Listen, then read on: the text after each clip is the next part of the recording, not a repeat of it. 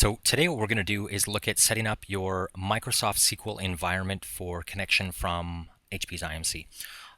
Pretty basic. We're going to create the data directory on the physical server, which is a step that people miss a lot. So we're going to cover that one, even though it may seem really simple. Then we're going to install Microsoft SQL 2008 R2 and verify the Microsoft SQL configuration. Pretty easy. Let's take a look.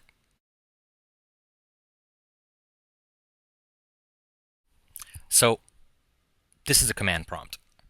Pretty easy. We're going to use cd backslash, go to C:, and we're going to create the data directories on the target server. So change directory to the program files directory. We're going to do a make directory IMC and a make directory IMC data. This is the directory where IMC will store its databases later once you've installed the software. So now what we're going to do is we're going to install Microsoft SQL Server 2008 R2. So you may encounter an error message about the .NET framework. If so, go make sure that we're going to install .NET framework. Pretty easy. Go into your server manager. This is on Windows 2008 R2. Click on the Add Roles button. While we're waiting for that to catch up, the other thing we should do is also ensure that you've got all your patches fully loaded. New installation, make sure you patch. Really super important. So what we're going to do is, now that we're in the server roles, and we're going to go up here into Application Server, check that, and then we're going to select the .NET and add required features. There we go. Should be okay. Click Next. Next. Whole bunch of next stuff. You know, if you want additional features here, your SQL Server doesn't need them, so probably make sure you don't have those on there if you don't absolutely need them. Good security best practice. And now we wait for this to finish installing. This may take a while, so once we're through, there we go. This will close itself up, take us back into the SQL installation, and we're going to install a new server. So let's go up here to Installation, and we're going to click on the new SQL installation, and we will wait for this to come up a couple seconds. You will probably want to get familiar with waiting today. It does take a little while for SQL to fully install and Windows patches and everything else, so you may have a decent VMware image which is all pre-patched with SQL loaded. That's fine.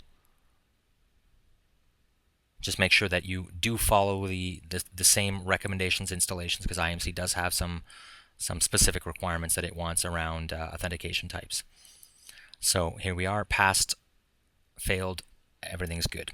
And again, I'm going through this in a graphical format, on a video. All this is in the documentation, which is in the manual directory.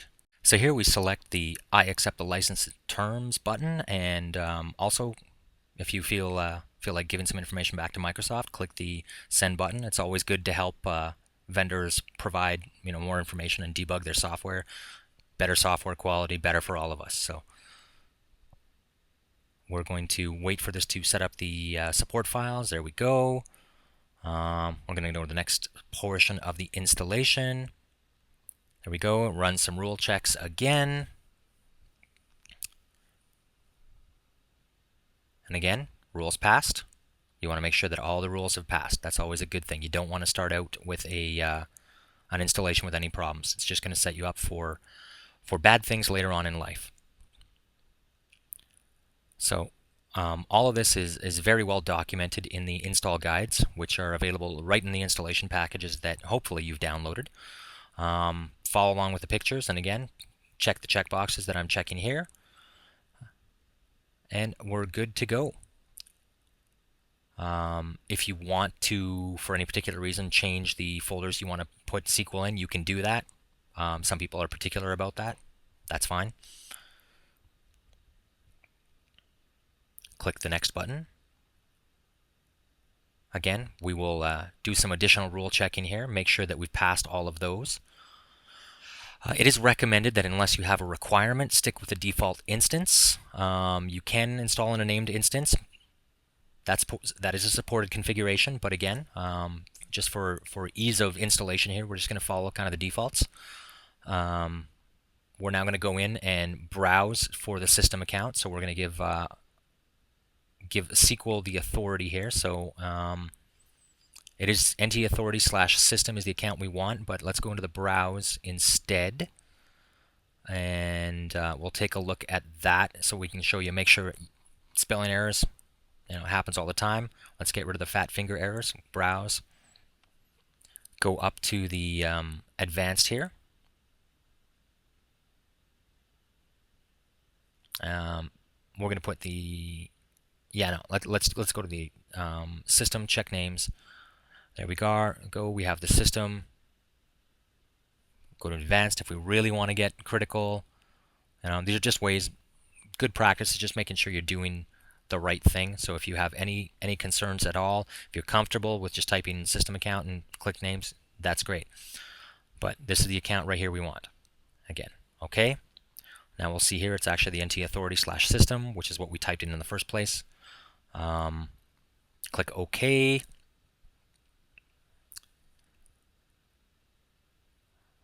Click Next. And there we go. So this is one of the things that you are going to have to change from the defaults. IMC does require a mixed mode authentication and an SA password.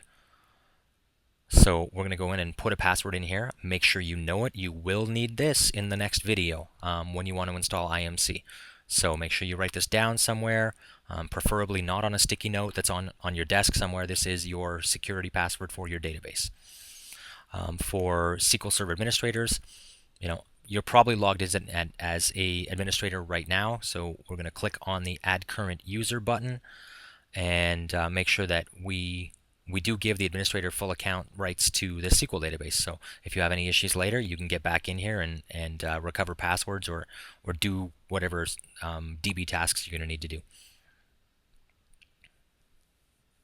So this is the error reporting. Again, you have a choice to send information back to Microsoft or your corporation's reporting server.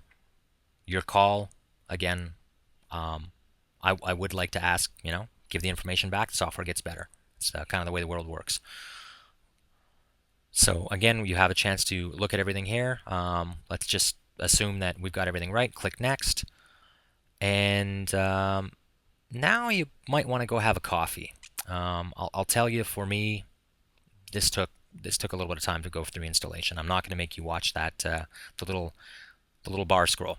So at the end of it, SQL completes successfully. Everything's good. This is great. Now you'll probably want to go back and actually run Windows updates again and make sure you got any service packs, any patches, any security, all that good stuff. Again, we want to make sure we're patched up to whatever your corporate standard is. If you don't have a corporate standard, get to the latest you possibly can, because you don't want to have to go back and install patches later. So now that we've done that, we're going to go in and basically verify the SQL configuration. Out of the box, it's pretty much what IMC needs, but it's always a good practice just to go in and verify so that you don't have to come back and wonder and bang your head against an installation. So go into SQL configuration. We're going to go into SQL Server Network Configuration. Go into the TCP IP. Make sure that's enabled. I'm going to double click on that. So again, take a look at this. Make sure your keep alives are there. You're listening on all, yes.